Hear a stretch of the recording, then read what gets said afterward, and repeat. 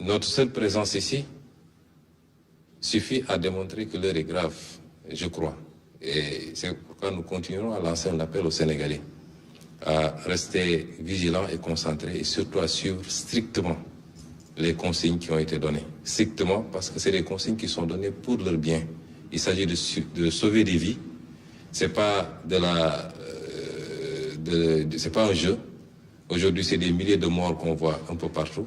Et ça n'épargne ni Premier ministre, ni président, ni chauffeur de taxi. Tout le monde est exposé à cette maladie. Donc, il est important que tous les Sénégalais le comprennent. Au-delà, nous avons écouté. Nous étions venus avec beaucoup de questions parce que jusqu'à présent, on était dans des mesures d'ordre sanitaire. Hier, on nous a annoncé, parce qu'on est à la phase de l'annonce, un certain nombre de mesures d'ordre budgétaire avec un impact économique et social recherché. Évidemment, on est dans une autre phase de gestion de cette crise.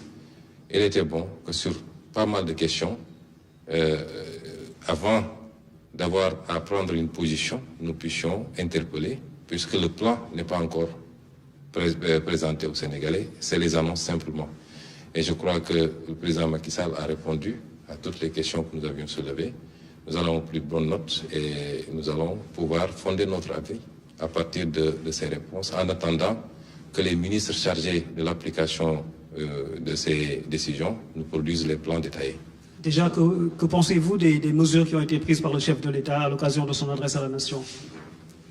Oui, c'est des mesures, pour le moment, j'ai dit qu'on est à l'état de l'annonce. Nous avions des questions que nous avions posées.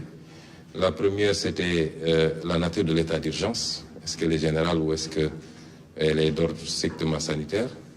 Nous avons demandé au président de la République s'il envisageait d'aller au-delà en invoquant les dispositions de l'article 77 de la Constitution, parce que ça nous interpelle. Je ne vous dirai pas pourquoi maintenant. Nous avons considéré également qu'on n'a pas encore les détails sur qu'est-ce qui va alimenter ce fonds, 1000 milliards. Vous savez, aujourd'hui, nous n'avons pas de marche. La Banque centrale européenne a dégagé une enveloppe de 750 milliards d'euros. Le Fed aux États-Unis a dégagé une enveloppe de 500 milliards, mais la BCEAO ne peut pas dégager d'enveloppe parce que nous avons une contrainte liée à notre monnaie, simplement. Après, qu'est-ce qui reste? C'est de recourir au budget et reconnaître tous qu'il va falloir qu'on creuse le déficit.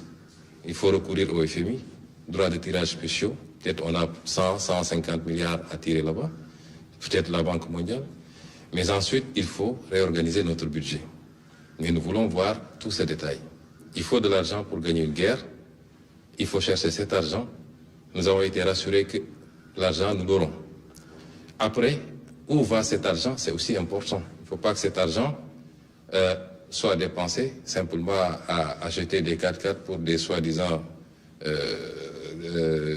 structures qui vont lutter contre le virus, ou bien que dans l'allocation de cet argent-là, ça profite à quelques lobbies et que ça n'aille pas vraiment à la gestion de la crise. Ça, c'est extrêmement important.